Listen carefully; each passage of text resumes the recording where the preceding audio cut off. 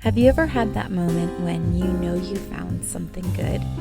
You feel fully alive, but you don't know how or even if this thing will continue in your life.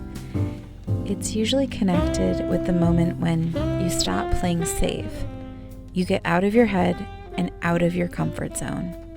For me, it was getting out of my apartment one summer between school years, where I was teaching and getting on a plane to Pennsylvania with a camera to photograph my first wedding. This all came about after a couple saw my camera strapped around my neck at a concert. They were newly engaged and they wanted me to shoot their wedding that summer. And while I arrived nervous, scared even, I left Pennsylvania with the greatest sense of wonder a person could ever have. Be happy doing something as a profession? I had never found that before in teaching. Teaching was fulfilling, yes, but did I actually enjoy it? No.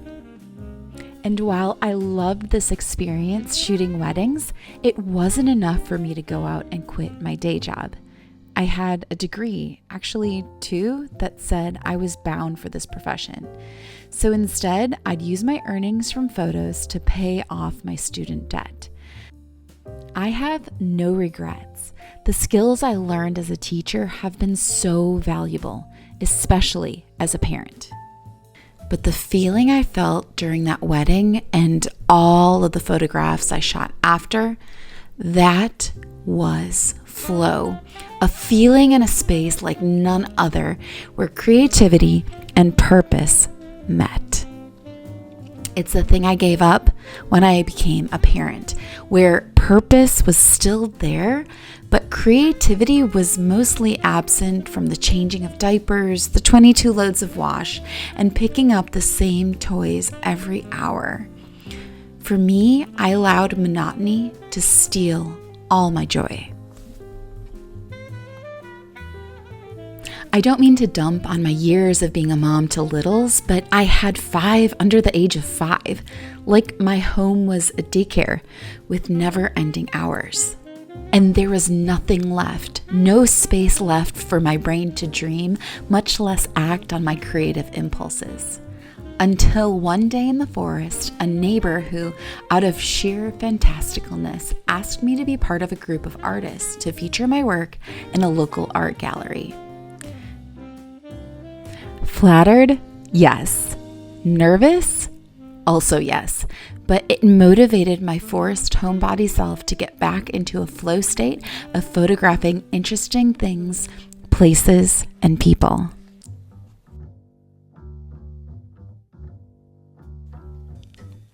Maybe now you are saying, but I don't know what to do.